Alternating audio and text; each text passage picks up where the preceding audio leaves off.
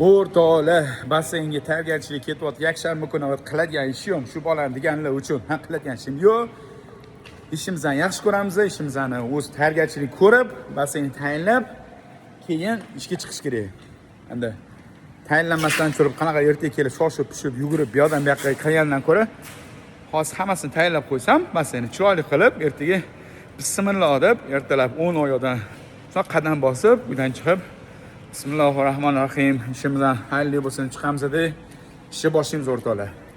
Xudo xolasa mana basseynimizni keldik, yakshanba bo'lishiga qaramasdan tozalikni kuzatib, basseynni qarab ketib, haroratini tekshirib, basseynni suvni ko'rib, tayyorgarchilik ko'raman deb, keyin bismillah deb ishni boshlayman. Ungacha ishni boshlamaymiz.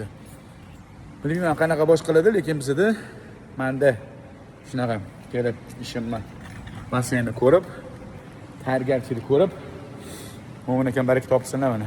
Mo'min akam qarashyaptilar. Hozirki qarashib boraman deb tez video olayim Mo'min akadan qarashib turinglar. Shu qarashyaptilar. Mana baraka topgur.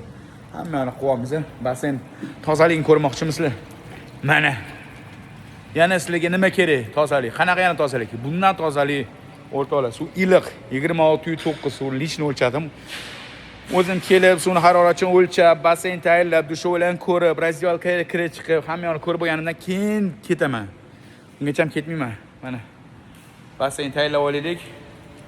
Shundan ertaga sekin-sekin ishni boshlaymiz. 5 kun dam oldik, yetadi. Dam olganda ham, dam olganda qanaqa dam oldik? Telefonlashib turib, ishxona bilan tinchmi, hamma yoq yaxshimi deb boshladik ishni. Ertaga ish, xudo xolasa. Mana shu hamma yoq basseynni bir xil tozaligi tiniq. O'shaning uchun bemalol qo'yni xotirjam qilib, bolani olib kelsanglar bo'ladi. Ertalab 6:00 dan ish faoliyatimni boshlayman o'rtoqlar. Kechqurun soat 9:00 da tugataman, xudo xolasa. Bemalol qo'yinglar xotirjam qilib, dokumentinglarni tayyorlab olib kelaveringlar.